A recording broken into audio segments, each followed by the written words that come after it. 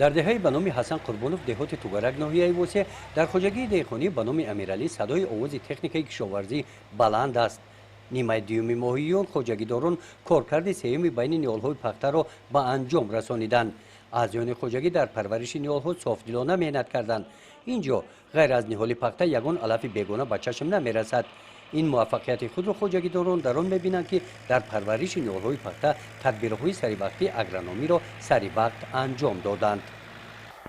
چگیتا بیستمی مرد بود کاری دادیم. خیلی نمی محنت کن، جم بیدیم، کلتیواتر کن، همش حاصل از خوبه. پختن در وقتی عمله، انکشافیش هم خوبه. خیلی محنت میکنی، کلتیواتر میکنی، چوبکش سر وقت میکنی. داروی مینرالی زهر فقط استفاده میبری برای کسل، برای حشرات. برای غذای زمین فقط پوری مینرالی. این سال خوبه. دهقان هم مهنت کنی همه کار میشه. مهنت کردی میشه، نکردی نمیشه. سر وقت زقش دادن در کار، مهنت کردن در کار، اوش دادن در کار، کلتیواتر کردن در کار. همه چیز کردی میشه. این سال نسبت به سال پورینا خیلی بهتره.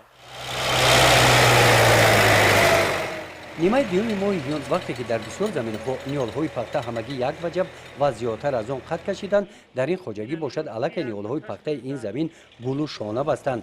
طبق تحلیل‌های متخصصان امسال این خواجگیداران از همین زمین نه کمتر از 50 سانتی‌متر حاصل پخته جمع‌آوری می‌نمایند. سال گذشته هم حاصل هم خوب بود. انا داروی شیمیایی بسیارتر استفاده نبودیم، فقط پورو استفاده بودیم. خیلی از 35 40 تا 50 سانتی‌متر پخته را به دست آوردیم. امسال نقشه خوبتره. امسال ای پورینا نسبت به پورینا خیلی خوبتره. حاصلش هم خوبه، کوکبندیش هم خوبه، عملش هم خوبه. 50 55 سانتی‌متر میتونیم که به دست بیاریم. اعضایان این خواجگی بعد انجام کارکرد سیوم با آبمانی زمین پخته شروع میکنند.